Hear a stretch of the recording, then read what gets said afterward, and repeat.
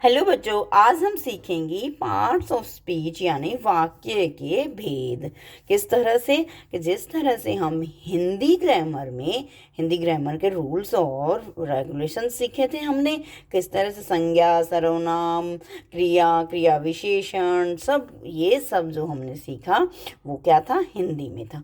अब अगर हम इंग्लिश में भी पार्ट्स ऑफ स्पीच के वाक्य के जो अंग है उनको सीख लेंगे तो क्या करेंगे, हमारी जो इंग्लिश की जो भाषा है, जो इंग्लिश लैंग्वेज है, वो हमारी शुद्ध, क्लियर और साफ से हो जाएगी। किस तरह से, कौन कौन से जो रूल्स हैं यानी पार्ट्स ऑफ स्पीच के कौन कौन सी वो चीज़ें हैं जिनको हम सीख कर हमारी इंग्लिश भाषा को भी परफेक्ट बना सकते हैं। ठीक है, जैसे every English word belongs to one of 8 categories based on how it functions in a sentence. Means सभी लैंग्वेज यानी इंग्लिश के जो वर्ड्स होते हैं, हमारे जो शब्द हैं, वो 8 कैटेगरीज में बांटे गए हैं। कितने में? 8 कैटेगरीज में। और जिस 8 कैटेगरीज में क्यों बांटे गए हैं, क्योंकि उससे जो रूल्स निकलेंगे एक सेंटेंस को बनाने के लिए, वो क्लियर हो जाएंगे कि हमारा वो जो वाक्य बनेगा वो सही है या गलत है, जब हम इन रूल्स को समझ लेंगे। कौन कौन से हैं वो rules? These rules are noun, pronoun, verbs, adjective, adverbs, prepositions, conjunction and interjections. ये सब जो हैं इनको हम सीख लेंगे। ये जो 8 रूल्स हैं इनको हम सीख लेंगे तो हमारी इंग्लिश भाषा में परफेक्शन आ जाएगी। ठीक है, तो जो नाउन है यानी कि जो संज्ञा है, सबसे first one, parts of speech का पहला भाग जो है वो क्या है?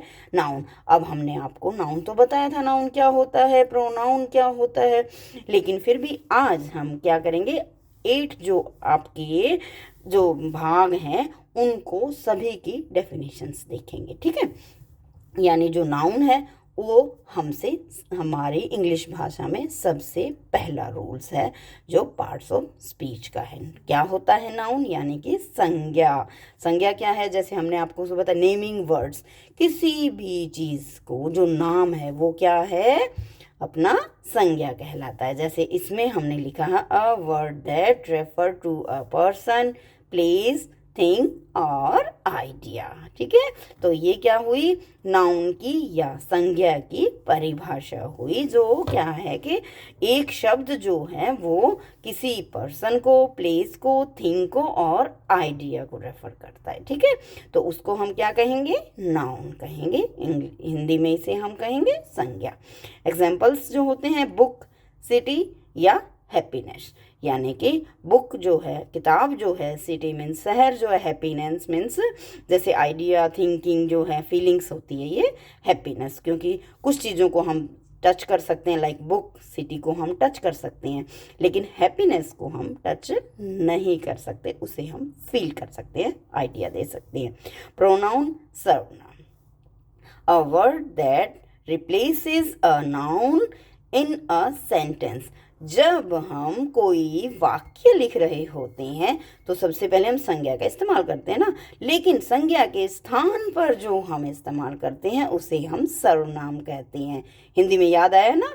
हाँ, तो ये है सर्वनाम यानी प्रोनाउन। इसको हम word that replaces a noun यानी संज्ञा को रिप्लेस करने वाले शब्द को हम क्या कहेंगे?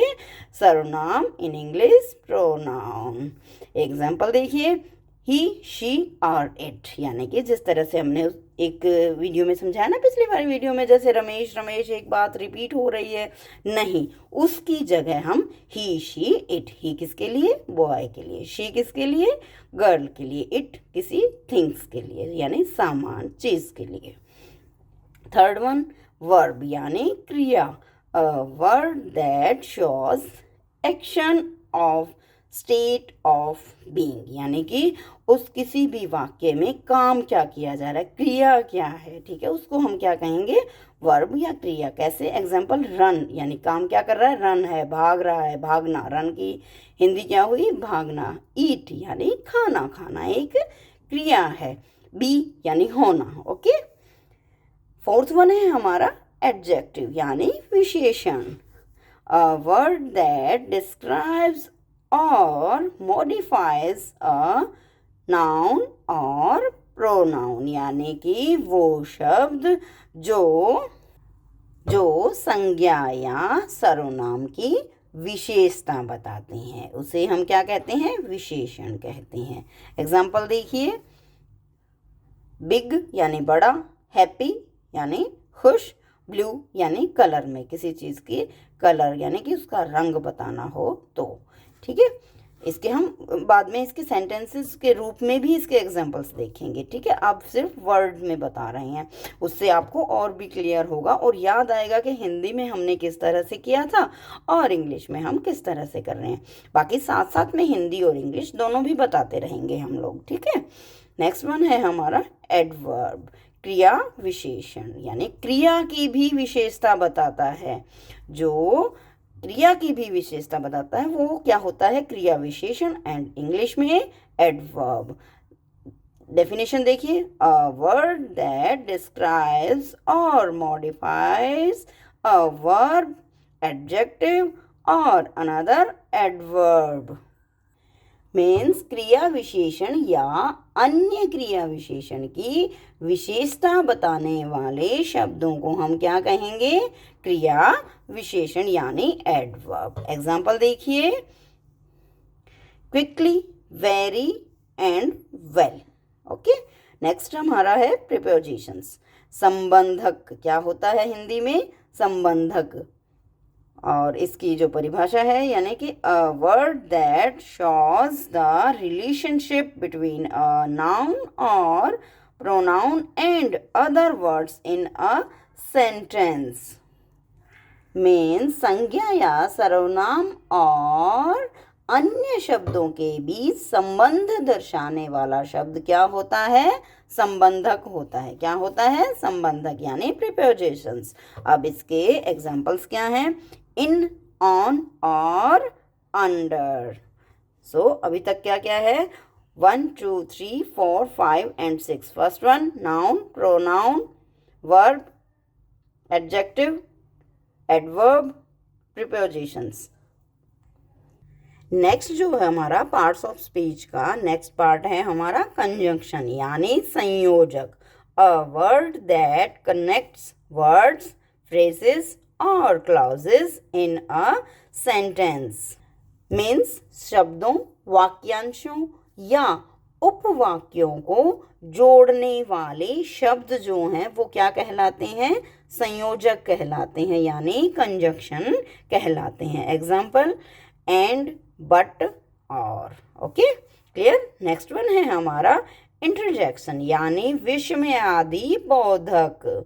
अब इसका अगर हिंदी में मीनिंग देखेंगे तो विस्मय आदि, विस्मय का मतलब होता है बच्चों, विस्मय मीन्स हैरानी भरा शब्द, हैरान होना।